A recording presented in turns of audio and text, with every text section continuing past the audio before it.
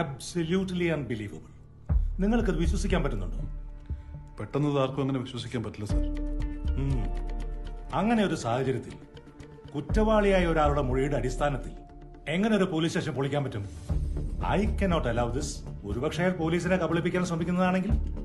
Sir, അതുകൊണ്ട് ഫോഴ്സിനുണ്ടാവുന്ന എല്ലാ നഷ്ടങ്ങളും ഞാൻ നികത്തിക്കൊള്ളാം. ആ പോലീസ് സ്റ്റേഷൻ പഴയ പോലെ ആക്കി തരാം. ഇതാ, കാശ് മാത്രമല്ല ഇവിടുത്തെ പ്രശ്നം. ഓൾറെഡി ഈ കേസിൽ പോലീസ് കുറെ നാണം കെട്ടതാ. ഇനി ഒരിക്കൽ കൂടി അതും ഒരു പോലീസ് സ്റ്റേഷൻ പൊളിച്ച്. സാർ, സ്റ്റേഷൻ അങ്ങനെ ഫുള്ളായിട്ട് പൊളിക്കൊന്നും വേണ്ട. ആ തറയൊന്ന് കുഴിച്ചു നോക്കിയാൽ മതി. ഞാൻ എന്റെ കോൺട്രാക്ടറോട് സംസാരിച്ചിരുന്നു.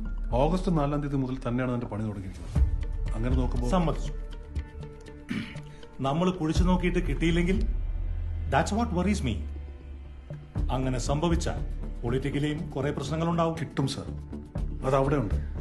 ഞാൻ പറഞ്ഞല്ലോ സാർ, ജോർജ് കുട്ടിയുടെ ജീപ്പ് അതുവഴി പോകുന്ന കണ്ട നെയ്ബേഴ്സ് ഉണ്ട്. അത് വെച്ചാണ് ഞങ്ങൾ അവിടെ എത്തിയത്. അങ്ങനെ നോക്കുമ്പോൾ ഈ മൊഴിക്ക് വിശ്വാസത ഉണ്ട് sir. Sir, you can trust me here. ഈ കേസിൽ ഇതുവരെ നമുക്കുണ്ടായ സകല മാനക്കേടും ഇതോടെ തീരും. ഓക്കെ, ഇതിന്റെ ഫുൾ റെസ്പോൺസിബിലിറ്റി നിങ്ങൾക്കായി. Of course. പിന്നൊരു കാര്യം, മീഡിയ അറിയാതെ രഹസ്യമായിട്ട് വേണം ഇത് ചെയ്യാൻ. Yes sir.